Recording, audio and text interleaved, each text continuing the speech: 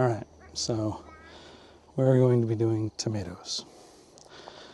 Now, besides buying a brand new chicken coop for my wife for my birthday and putting together a swing set and doing some chores in the garden, my parents get very excited. And that excitement always results in them buying way too many tomato plants. Usually I've already planted and they buy containers that get spread throughout the garden. Unfortunately, the weather kept me back. So my father has already claimed this bed for tomatoes, and he's already claimed 2/3 of it.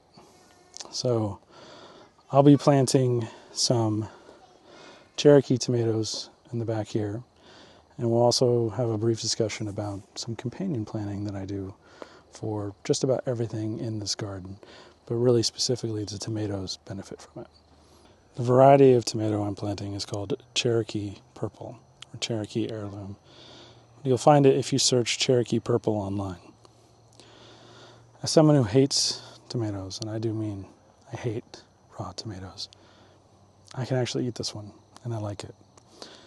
So it's what I choose to plant, and it's what I prefer to eat. Try it if you have a tomato aversion like me. This couldn't be simpler. Take a seed, push it about 1 inch down, cover over. Now I only got a spot for 4 plants here because my excited parents who adore tomatoes have already claimed the other side with, I think, a bunch of big reds is what they're called. But we'll see how these come up.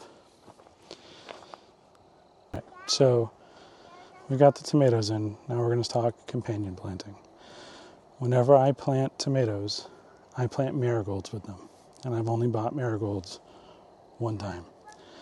At the end of every year, I deadhead the marigolds after the heads have dried up. And inside of that is seeds. Many, many seeds. And I just replant them.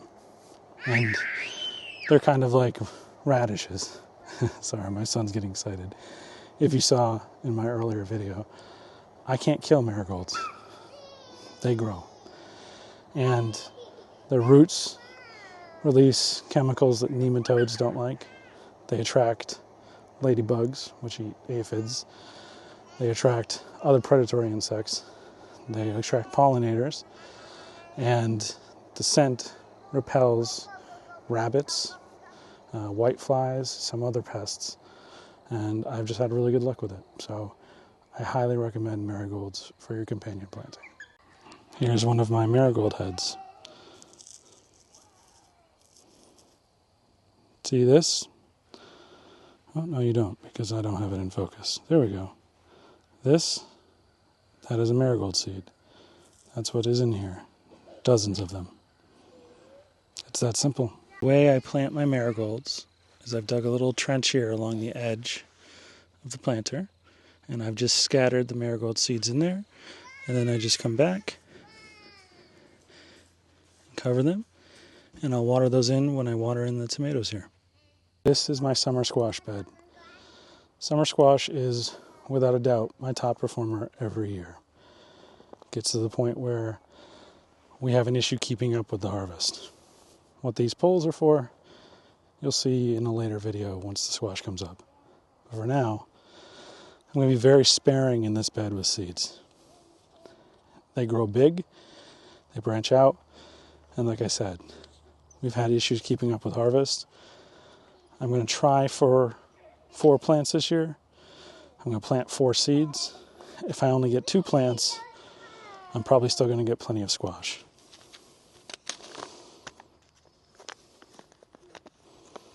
I'm also using old seeds for most of these things.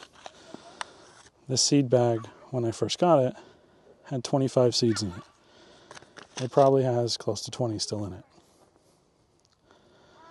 Yes, seeds have an expiration date. I haven't hit mine yet, even though by the bags I have. That expiration you see on the package is sort of a best chance to germinate. Let's say Before that, 5 out of 5 seeds germinate. A year, months afterwards, 3 out of 5 seeds germinate. So on and so forth. Some seeds keep better than others.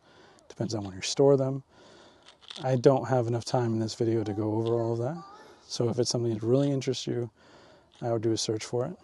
But yes, it's perfectly fine to use old seeds. Maybe plant a little bit more than you would normally. Last thing we're planting this evening is going to be some cucumbers, particularly straight 8 variety. I would like to try other varieties, but my mother only will swear by straight 8s. And if you buy anything other than straight 8, she comes home with 7 cucumber plants that are straight 8s, and then they just take over your whole yard. Ask me how I know. But all good intentions aside, my goal this year is to try to keep the cucumbers under a little bit better control and harvest them more regularly. I got swamped with the baby, with work, and general laziness, and a lot of the cucumbers got too big. Once they reach a certain size, they're not really good for eating, and I would like to do canning this year, and everyone's heard of a pickle. Cucumbers are very good for that. So we've got a couple of really small beds right here, and you see they're set up with trellises.